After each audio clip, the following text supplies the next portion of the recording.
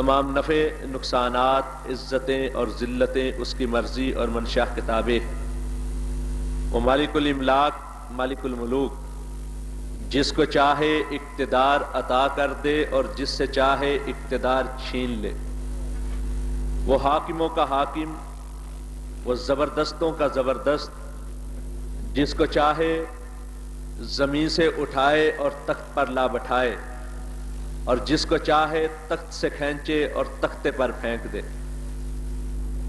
وہ کامل قدرت والا، جس کو چاہے عزت دے کر سرفراز کر دے اور جس کو چاہے ذلت سے ہمکنار کر دے۔ ایسا کامل القدرت، ایسا مختار کل کہ جس کو چاہے نفع دے، جس کو چاہے نقصان پہنچائے، اور اگر وہ کسی کو نفع دینے پہ آ جائے تو ساری کائنات میں کوئی اس نفع کی راہ میں رکاوٹ نہیں بن سکتا، اور اگر وہ کسی کو نقصان پہنچانے پہ آ جائے تو ساری دنیا مل کر بھی چاہے تو اس نقصان کو پہنچنے سے روک نہیں سکتی۔ اس لیے تمام التجائیں، حاجات، مناجات صرف ایک اس کے سامنے رکھنی چاہیے اور کسی کے نہیں۔ اللہ کی کبریائی کے بیان کے بعد ان گن درود و سلام، تحیات، تسلیمات سید الرسل، سید البشر، سید ولد آدم، محسن انسانیت، امام الانبیاء، احمد مجتبیٰ، جناب محمد مصطفیٰ، آمنہ کے لال، مکہ کے در یتیم، مدینہ کے تاجدار، نبیوں کے امام، رسولوں کے سردار، نبی مکرم، ہادی عالم، محسن اعظم، فخر آدم صلی اللہ علیہ وسلم کی ذات مبارکہ پر، جن کی ہر بات، ہر فعل ہمارے لیے قابل حجت، واجب تعمیل اور سب سے بڑھ کر باعث نجات ہے۔ اور اللہ کے حضور دعائیں ہیں کہ اللہ کی سلامتیوں کا نزول ہو ان پاک باز ہستیوں، ان نفوس قدسیہ پر جنہوں نے اللہ اور اس کے رسول کی تعلیمات پر عمل کر کے اپنی دنیا و آخرت کو بہتر کر لیا اور ہمارے لیے ایک بہترین نمونہ چھوڑ دیا ہے۔ حضرات، آج کی اس کانفرنس کا موضوع ہے استحکام پاکستان۔ طبیعت کی ناسازی کے باوجود حکم کی تعمیل میں آپ کے سامنے حاضر ہوا ہوں۔ انتہائی مختصر وقت میں چند انتہائی ضروری گزارشات آپ کے گوش گزار کرنے کی کوشش کروں گا۔ ایسے میں یہ توقع رکھتا ہوں کہ آپ نہایت یکسوئی کے ساتھ، کامل توجہ کے ساتھ میری گزارشات سماعت فرمائیں گے۔ آج یوم پاکستان کے حوالے سے 14 اگست کے روز، آج نہیں بلکہ کل، اس لیے کہ اس وقت جب کہ میں آپ سے مخاطب ہوں، عارف نقی صاحب کے وقت کو بھی 25 منٹ گزر چکے اور 12 بجے کا ٹائم، خصوصاً رات کے 12 بجے کا ٹائم، تاریخ کی تبدیلی کا ٹائم بھی ہوتا ہے۔ تو بہرحال 14 اگست کے حوالے سے، یوم پاکستان کے حوالے سے آپ کی یہ کانفرنس منعقد کی گئی اور موضوع رکھا گیا ہے استحکام پاکستان۔ حضرات، آپ نے مجھ سے قبل میرے محترم بزرگوں، میرے مکرم دوستوں سے تاریخ پاکستان، تحریک پاکستان، پاکستان کی ترقی، پاکستان کے استحکام کے بارے میں ان کے خیالات، ان کے ارشادات، ان کے فرمودات سماعت فرمائے۔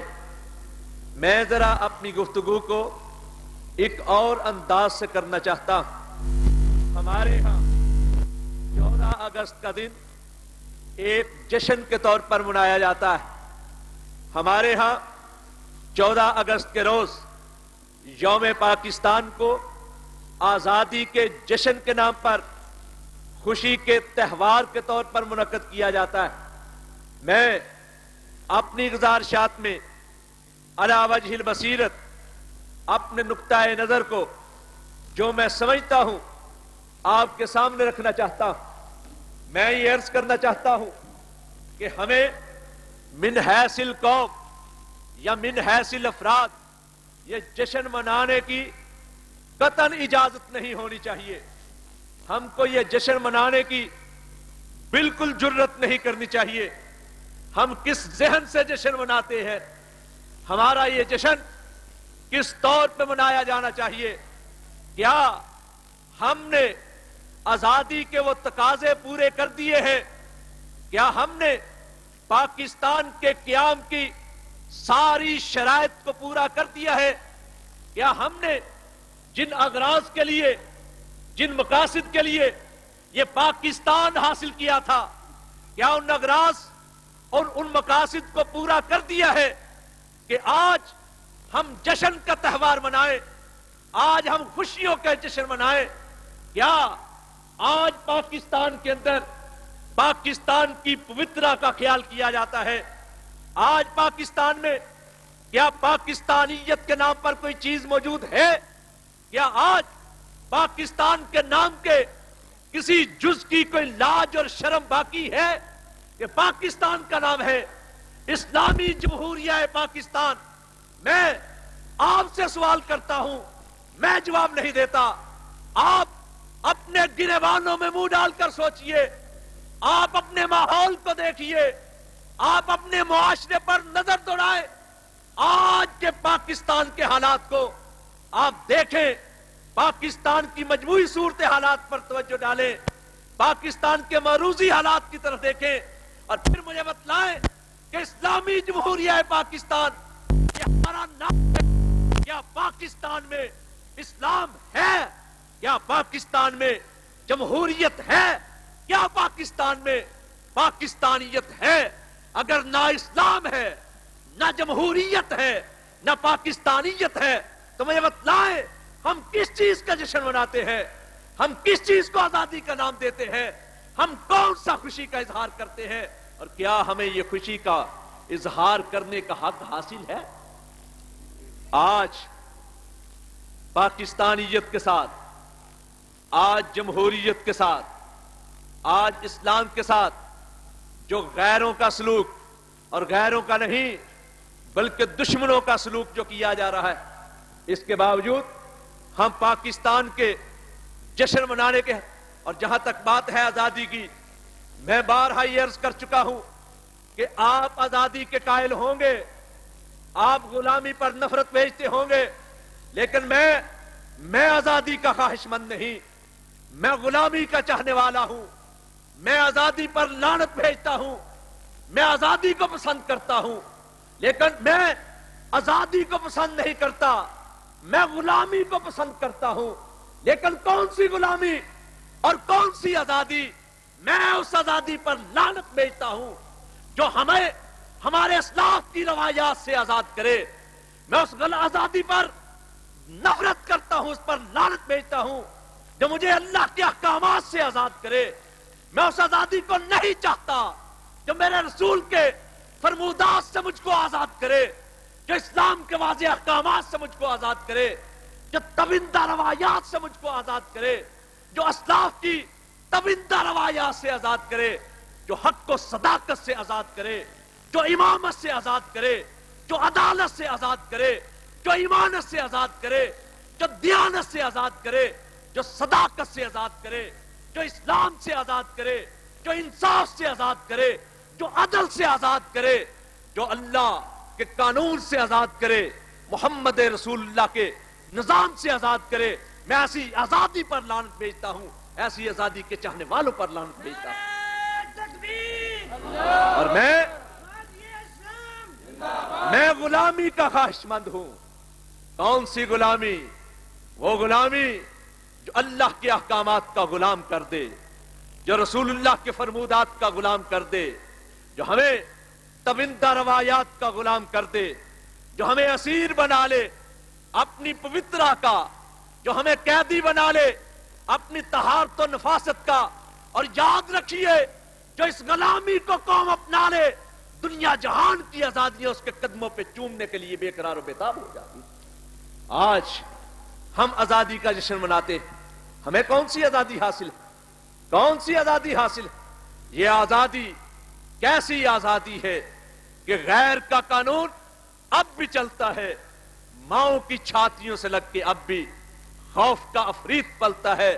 مجھے بتلاؤ پاکستان کا کون سا شہری ہے جو اپنی مرضی سے، اپنے رضا سے، اپنے ذہن کے ساتھ سر اٹھا کر چل سکے؟ کون سا پاکستان کے شہری ہے جو سینہ تان کر چل سکے کہ پاکستان میں آج انصاف کا شہرا ہے؟ کون سا پاکستانی ہے جو سر اٹھا کر کہے کہ پاکستان میں لوگوں کے حقوق غصب نہیں ہوتے؟ کون ہے جو یہ کہے کہ پاکستان میں کسی کی چادر عصمت پر داغ نہیں لگایا جاتا؟ کون ہے جو یہ کہے کہ پاکستان میں کسی کی پگڑی نہیں اچھالی جاتی، پاکستان میں کسی کا حق غصب نہیں کیا جاتا، پاکستان میں کسی کی عزت میں تنقیس نہیں کی جاتی؟ مجھے بتلاؤ کیا پاکستان کی عدالتیں، پاکستان کی کچہریاں، کیا ان کچہریوں میں، ان عدالتوں میں انصاف کا، عدل کا خون نہیں ہو رہا؟ مجھے بتلاؤ پاکستان میں حقوق انسانی کتنے حاصل ہے؟ اگر یہاں ایسی صورتحال نہیں تو پھر کیسی آزادی ہے؟ پاکستان میں ابھی بچہ جنم نہیں لیتا کہ غیر ملکی قرضے کے شکنجے میں جکڑا جا چکا ہوتا ہے۔ پاکستان میں اگر مونگ پھلی بھی بیجنی ہو، مونگ پھلی کاشت کرنی ہو، امریکہ بہادر کی اجازت لینا پڑتی ہے۔ پاکستان میں بجٹ بنانا پڑے، IMF کی بات کرنی پڑتی ہے، اور اس سے بڑھ کر اور کیا ہے کہ آج پاکستان کی بقا کی ضامن، آج پاکستان کی قومی غیرت کی ضمانت ہماری ایٹمی صلاحیت ہے، جس کو CTBT کے ذریعے سے سیپوٹاژ کیا جا رہا ہے۔ اور CTBT کیا ہے؟ کمپریہیسو ٹیسٹ بین ٹریٹی۔ اس کے نام پر آج پاکستان کی غیرت کا جنازہ نکالنے کی کوشش کی جا رہی ہے، پاکستان کے قومی غیرت کو ختم کرنے کی کوشش کی جا رہی ہے، پاکستان کے تحفظ کو، پاکستان کی طاقت کو، پاکستان کے سر اٹھانے کو میٹنے کی کوشش کی جا رہی ہے۔ حضرات، میں آپ کو بتلاتا ہوں پاکستان کا استحکام کس صورت میں ہوگا۔ پاکستان کا استحکام کی صرف ایک ہی صورت ہے کہ جن نعروں پر، جن اغراض کے لیے، جن مقاصد کے لیے پاکستان حاصل کیا گیا تھا، ان اغراض کو، ان مقاصد کو، ان نعروں کو پورا کیا جائے۔ مولانا یوسف انور مد ظلہ العالی آپ کے سامنے تاریخ اہل حدیث کا ایک باب نمایاں کر رہے تھے۔ مولانا میر سیالکوٹی، حضرت مولانا محمد ابراہیم میر سیالکوٹی، ان کا تذکرہ کر رہے تھے۔ ہماری نوجوان نسل کم ہی اپنے بزرگوں سے واقف ہے، لیکن میں ذرا بتلا دوں ابراہیم میر سیالکوٹی کون تھے۔ ابراہیم میر سیالکوٹی نعرہ تکبیر، نعرہ قرآن، نعرہ تکبیر، تھوڑا جا ہولی بولو کہ پھاڑ کے نہ لائے جائے۔ نعرہ تکبیر، خطیب پاکستان حضرت مولانا محمد حسین صاحب شیخوپوری، غازی اسلام رانا شفیق احمد صاحب پسروری۔ مولانا ابراہیم میر سیالکوٹی اس عظیم شخصیت کا نام ہے جو اقبال کے ممدوح علماء میں سر فہرست تھے۔ سیرت اقبال کے خفیہ گوشوں سے واقفیت رکھنے والے اور اقبال کی زندگی کا مطالعہ کرنے والے جانتے ہیں ابراہیم میر سیالکوٹی اقبال کے ممدوح علماء میں سر فہرست شخصیت کا نام ہے۔ وہ عظیم شخصیت جو علامہ اقبال کے ہمدرس تھے۔ اور لوگوں یاد رکھو، اقبال کوئی غیر نہیں تھا، بلکہ سرسبد اہل حدیث کا ایک گل تابناک تھا۔ اقبال وہ تھا جو اہل حدیث کی عظیم شخصیت مولانا میر حسن سیالکوٹی کا شاگرد تھا۔ مولانا غلام حسن سیالکوٹی رحمت اللہ علیہ کے درس میں بیٹھ کر اقبال روڈ سیالکوٹ کی مسجد اول میں مولانا ابراہیم میر سیالکوٹی کے ساتھ ہم درس رہنے والا مولانا غلام حسن سے اقتباس کرنے والا علماء اہل حدیث کے سامنے زانو تلمس طے کرنے والا اقبال، جس نے کہا تھا کہ تقلید کی روش سے بہتر ہے خودکشی، رستہ بھی ڈھونڈ خضر کا سودا بھی چھوڑ دے، اس کا عظیم ساتھی ابراہیم میر سیالکوٹی، جس نے پاکستان کا مطلب کیا لا الہ الا اللہ کا نعرہ دیا، اور جس نے یہ بھی نعرہ دیا کہ مسلم ہے تو مسلم لیگ میں آ، یہ دونوں نعرے مولانا ابراہیم میر سیالکوٹی نے دیے۔ اور معین الدین عقیل نے ایک کتاب لکھی ہے، اس کا نام ہے تحریک پاکستان میں اردو کا حصہ، اس میں اس نے یہ نعرہ کہ پاکستان کا مطلب کیا لا الہ الا اللہ، اس نعرے پر تیار ہونے والے قومی ترانوں کا تذکرہ کیا ہے۔ اس میں اس نے لکھا ہے سب سے پہلا قومی ترانہ جس میں اس نعرے کو استعمال کیا گیا وہ اصغر صدائی نے لکھا تھا۔ اور اصغر صدائی کون تھا؟ مولانا ابراہیم میر سیالکوٹی کا شاگرد، جو 3 سال پہلے اقبال کالج سیالکوٹ سے پرنسپل کی حیثیت سے ریٹائر ہوا۔ اور اصغر صدائی کے بعد 25 کے قریب اس وقت کے شعراء پاکستان نے، تحریک پاکستان کے شعراء نے، اردو اور پنجابی کے شعراء نے اس نعرے کو استعمال کیا کہ پاکستان کا مطلب کیا لا الہ الا اللہ۔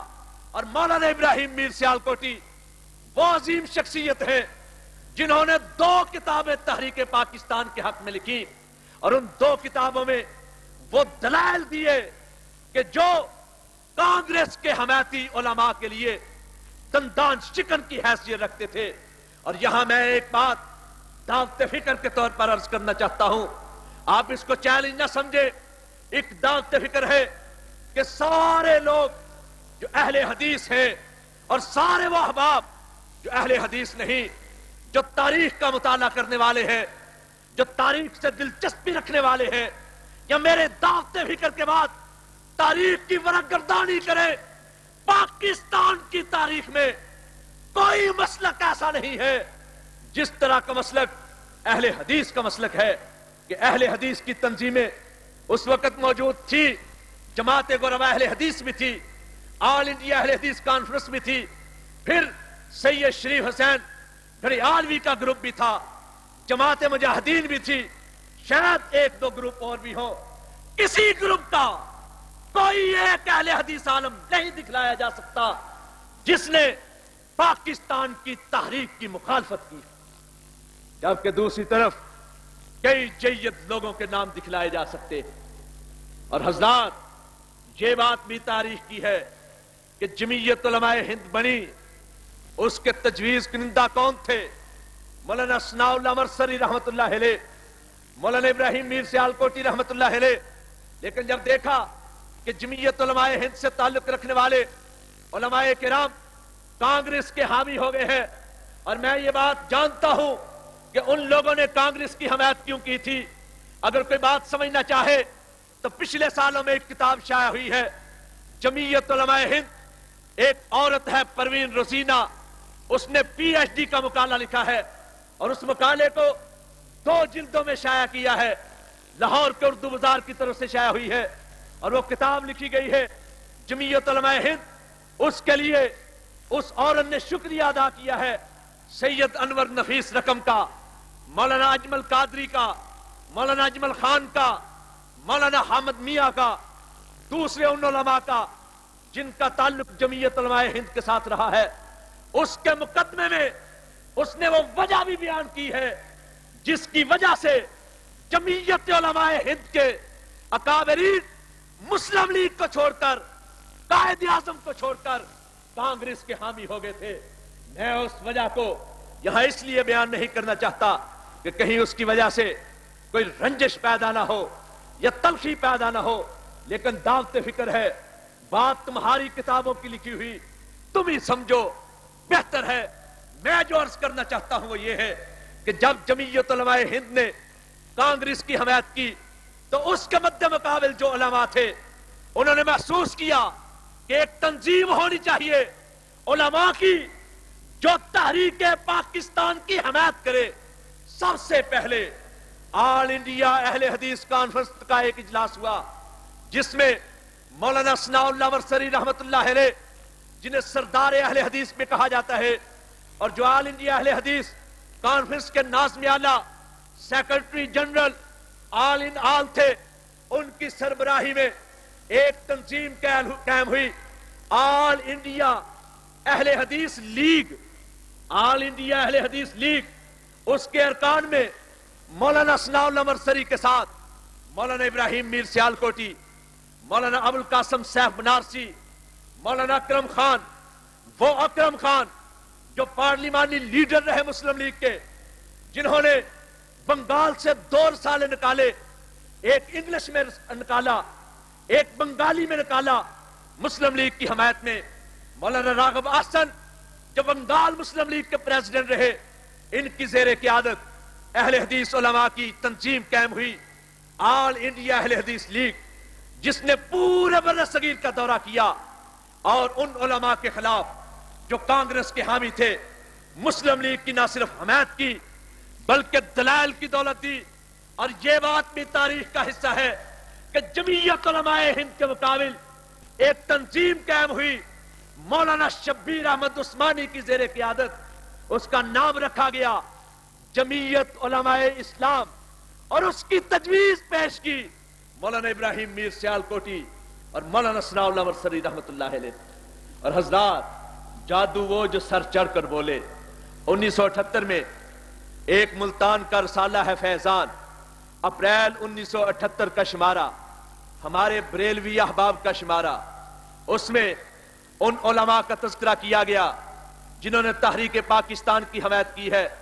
ان تذکرہ کرنے والوں میں ایک نام ابراہیم میر سیالکوٹی کا بھی ہے، ایک مولانا ثناء اللہ ورسری کا بھی ہے۔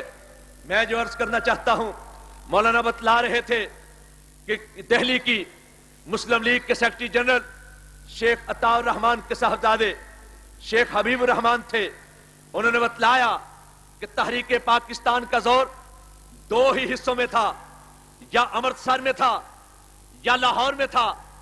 مین کردار پنجاب کے ان 2 علاقوں نے کیا، اور یہ بات بھی تاریخ کی ہے کہ اس وقت جبکہ تحریک پاکستان میں سب سے زیادہ سرگرم یہ 2 اسٹیشن تھے۔ لوگوں، تاریخ کی بات ذہنوں پہ رقم کرو، امرتسر مسلم لیگ کے صدر مولانا داؤد غزنوی رحمت اللہ علیہ کے بھائی سید اسماعیل غزنوی رحمت اللہ علیہ تھے، اور لاہور مسلم لیگ کے صدر میاں عبدالعزیز مالواڈا رحمت اللہ علیہ تھے۔ ہم یہاں سے عرض کریں، اگر بات چلے تو ہم بتلا سکتے ہیں کہ 2 قومی نظریے پر مار سے وجود میں آنے والا یہ پاکستان، اس کا سب سے پہلے خیال کس نے پیش کیا؟ اقبال نے پیش کیا، تمہارے کالجوں کی کتابوں میں لکھا، مان لیتے ہیں وہ بھی اہل حدیث سے اقتباس کرنے والا، تقلید پر لعنت بھیجنے والا، تقلید کی روش سے خودکشی کو بہتر کہنے والا۔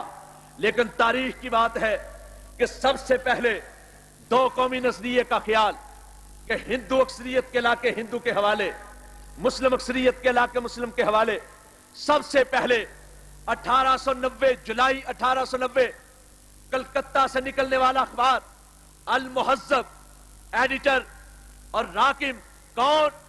مولانا عبد الحلیم شرر رحمت اللہ علیہ، عبد الحلیم شرر لکھنوی رحمت اللہ علیہ، بر صغیر کا سب سے بڑا، سب سے پہلا اسلامی ناول نگار، بہت بڑا مورخ عبد الحلیم شرر رحمت اللہ علیہ، اہل حدیث کا گلے سرسبز، جولائی 1890 کے المہذب میں لکھا کہ ہندو اکثریت کے علاقے ہندو کے حوالے کر دیے جائیں، مسلم اکثریت کے علاقے مسلمانوں کے حوالے کر دیے جائیں۔ اور حضرات، اس سے آگے ذرا بات چلے، 1902 میں ہومسٹاک سویڈن کا ایک شہر ہے، وہاں ایک عالمی کانفرنس منعقد ہوئی، اس میں بر صغیر کی طرف سے 2 بھائی شریک ہوئے، ایک کا نام ڈاکٹر عبد الجبار الخیری، دوسرے کا نام ڈاکٹر عبد الستار الخیری۔ یہ 2 بھائی شریک ہوئے، ان کے ایک تیسرے بھائی بھی تھے جن کا نام تھا ڈاکٹر عبد الغفار الخیری۔ ان تینوں بھائیوں کو تاریخ میں خیری برادران کے نام سے یاد کیا جاتا ہے۔ ان لوگوں نے، دونوں بھائیوں نے، ڈاکٹر عبدالجبار الخیری اور ڈاکٹر عبدالستار الخیری نے ہوم اسٹاف کی کانفرنس میں یہی ذہن دہرایا کہ بر صغیر کے امن کا ایک ہی حل ہے، ہندو اکثریت کے علاقے ہندو کے حوالے کر دیے جائیں، مسلم اکثریت کے علاقے مسلمانوں کے حوالے کر دیے جائیں۔ اور پھر بات اس سے ذرا آگے چلی۔ 1928 میں مولانا ظفر علی خان نے اپنے اخبار ذمہ دار میں اسی تجویز کو بیان کیا، اور 1930 میں الہ آباد کے اجلاس میں ڈاکٹر محمد اقبال رحمت اللہ علیہ نے کیا۔ لیکن حضرات، میں تاریخ کی ورقگردانی صرف آپ کے ذہنوں میں یہ احساس بیدار کرنے کے لیے کہ آپ ہی کے بزرگوں نے پاکستان بنایا تھا، اور پاکستان کے استحکام کے لیے جتنا آپ کو مخلص ہونا چاہیے اتنا کوئی اور نہیں ہوتا، تو اس پہ افسوس کا اظہار نہیں کرنا چاہیے۔ لیکن آپ کا فرض ہے کہ وہ ملک جو ہمیں ہمارے بزرگوں نے دیا ہے، اسلام کے نام پر دیا ہے، اس کے استحکام کے لیے، اس کی ترقی کے لیے، اس کے تحفظ کے لیے، اس کی بقا کے لیے ہمیں سب سے زیادہ کام کرنا چاہیے۔ لیکن حضرات، آج کی جو کانفرنس ہے اس کا موضوع ہے استحکام پاکستان، اور یہاں میں ایک چھوٹی سی عرض کرنا چاہتا ہوں کہ پاکستان کس لیے حاصل کیا گیا تھا۔ پاکستان بنانے کے لیے نعرہ بلند کیا گیا تھا کہ پاکستان کا مطلب کیا؟ لا الہ الا اللہ۔ یہ ایک نعرہ نہیں تھا، یہ ایک وعدہ تھا جو پاکستان کے چاہنے والوں نے، پاکستان کے بنانے والوں نے، پاکستان کے خواہش مندوں نے اللہ سے کیا تھا، پوری امت مسلمہ کے ساتھ کیا تھا، پوری دنیا کے سامنے یہ عہد بلند کیا تھا کہ پاکستان کا مطلب کیا؟ لا الہ الا اللہ۔ لوگوں، آج پاکستان جو عدم استحکام کی طرف جا رہا ہے، آج پاکستان کے رہنے والے جو مقہوری و مجبوری کا رونا روتے ہیں، آج پاکستان کے باشندے جو علائم و مصائب کی دہائی دیتے ہیں، آج پاکستان کے کونے کونے سے جو شدائد اور تکالیف کا شور مچا ہوا ہے، آج پاکستان کے رہنے والے جو اپنے آپ کو ظلم و جبر کی چکی میں پستا ہوا محسوس کرتے ہیں، آج پاکستان کے رہنے والے اپنے آپ کو پنجائے استبداد میں جو جکڑا ہوا محسوس کرتے ہیں، اس کی وجہ کیا ہے؟ آج پاکستان کو استحکام کیوں میسر نہیں؟ آج پاکستان ترقی کی طرف کیوں گامزن نہیں؟ آج ہمارے اپنے شہر، اپنے قصبے، اپنے دیہات، اپنے محلے، اپنے گلی و کوچہ ہمیں افریب کی صورت نگل لینے کے لیے کیوں لپٹتے چلے آ رہے ہیں؟ آج موت ہر دل میں جھانکتی ہوئی کیوں محسوس ہوتی ہے؟ آج اپنی چھت ہمیں آرام اور اطمینان سے خالی کیوں نظر آتی ہے؟ آج ہمارے اپنے ہمجولی ہم کو کیوں مشکوک دکھائی دیتے ہیں؟ اس کی وجہ کیا ہے؟ وجہ ایک ہے جو آج سے 15 صدی قبل اللہ رب العزت نے بیان فرما دی، فَبِمَا نَقْضِهِمْ مِيثَاقَهُمْ لَعَنَّهُمْ وَجَعَلْنَا قُلُوبَهُمْ قَاسِيَةً۔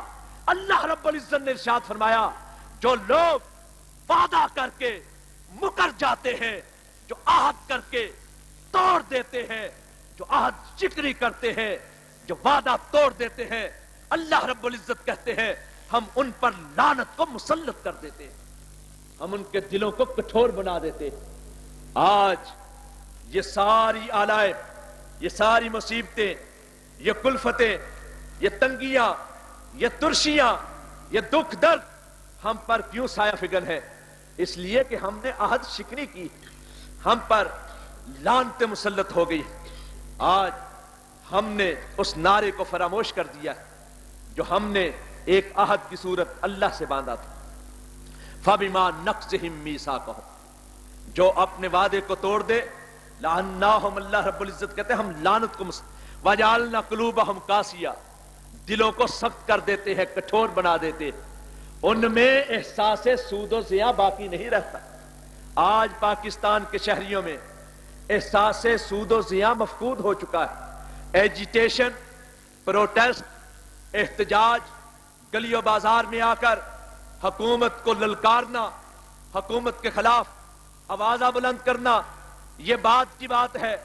پہلے دلوں میں احساس تو پیدا ہو، لوگوں کو پتہ تو چلے کہ پاکستان کے ساتھ کیا بیت رہی ہے، اور لوگوں مجھے بتلاؤ، آج ہماری کوئی جیب کاٹے، ہم اس کو پکڑ کے مارتے ہوئے تھانے لے جاتے ہیں، جا کے تھانے دار کو کہتے ہیں چودھری صاحب اس کو ایسی کڑی سزا دے، اس پر تعزیرات پاکستان کی ایسی ایسی دفعات لاگو کر دیں کہ اس کو ہمیشہ کے لیے عبرت حاصل ہو جائے، اس کو ایسا سبق سکھلائے کہ کسی اور کی جیب میں ہاتھ نہ ڈالے۔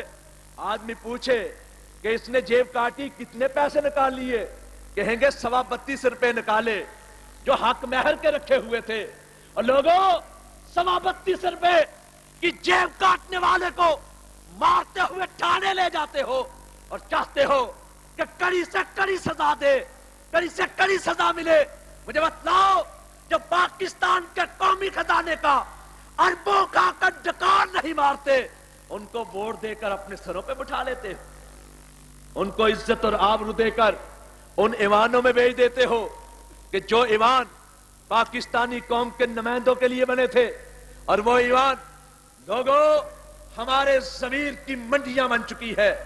وہ ایوان ایسے ہے جہاں ایمانوں کا سودا ہوتا ہے، جہاں پاکستان کے باسیوں کے ضمیروں کا سودا ہوتا ہے۔ آج اقتدار میں بیٹھنے والے مجھے بتلائے، مجھے حق حاصل ہے ایک بچے کی حیثیت سے، ایک پاکستانی کی حیثیت سے یہ پوچھنے کا حق حاصل ہے کہ بتلاؤ پاکستان کسی کے باپ کی جگیر ہے یا پاکستان کسی کی ماں کے جہیز میں ملا ہوا ہے کہ جو آئے جس طرح چاہے اس کے ساتھ سلوک کرے؟ نہیں، پاکستان ہمارے شہداء کی امانت ہے، پاکستان ہمارے بوڑھوں کی دین ہے، پاکستان ہمارے بزرگوں کی امانت ہے۔ پاکستان پر اٹھنے والی ہر غلط آنکھ کو نکال لیا جائے گا اور ہر کڑے ہاتھ کو توڑ کے رکھ دیا جائے گا۔ پاکستان بنایا تھا، پاکستان بچائیں گے، پاکستان بنایا تھا، پاکستان بچائیں گے، پاکستان بنایا تھا، پاکستان بچائیں گے۔ آج ہمارے یہ حکمران انہوں نے سمجھا ہے کہ پاکستان کے باسی، پاکستان کے رہائشی ان کے غلام ہیں، ان کے محکوم ہیں کہ ان کی زندگیوں کا سودا کیا جائے، ان کی قسمتوں کا فیصلہ کیا جائے۔ پاکستان کے رہنے والے کسی کے غلام نہیں، یہ اللہ کے غلام ہیں، اللہ کے ماننے والے ہیں۔ تواریخ میں لکھا ہوا ہے، حضرت انس رضی اللہ تعالیٰ عنہ ارشاد فرماتے ہیں، کہتے ہیں مصر پر عمر بن عاص رضی اللہ تعالیٰ عنہ کو گورنر کے طور پر بنا کر بھیجا گیا۔ حضرت عمر فاروق نے حضرت عمر بن عاص کو گورنر کی حیثیت سے مصر میں مبعوث کیا۔ مصر میں رہتے ہوئے حضرت عمر بن عاص کے بیٹے نے ایک مصری کے ساتھ دوڑ لگائی، دوڑنے کا مقابلہ کیا۔ مصری کا بچہ دوڑ میں تیز نکلا، عمر بن عاص کے بیٹے کو ہرا دیا۔ جب مصری کا بیٹا عمر بن عاص گورنر مصر کے بیٹے کو شکست دے چکا تو گورنر کے بیٹے نے کوڑا اٹھایا اور مصری کے بیٹے کو مارنا شروع کر دیا۔ کہا میں گورنر کا بیٹا ہوں، تم مجھ سے آگے بڑھ گیا، تجھے جرت کس طرح ہوئی کہ تو دوڑ میں گورنر کے بیٹے کو شکست دے؟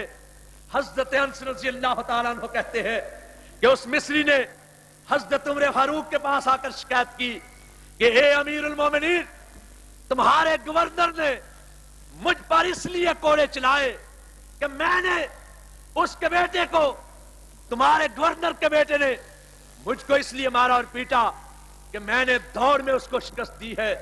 حضرت عمر فاروق رضی اللہ تعالیٰ عنہ نے اسی وقت حضرت عمر بن عاص کو حکم دیا، لکھ کر بھیجا کہ فوراً اپنے بیٹے کو لے کر مدینہ میں حاضر ہو جاؤ۔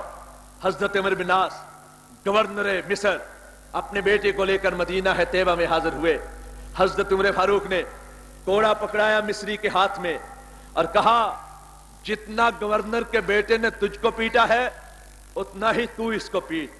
मिस्री ने गवर्नर के बेटे को उतना ही मारा।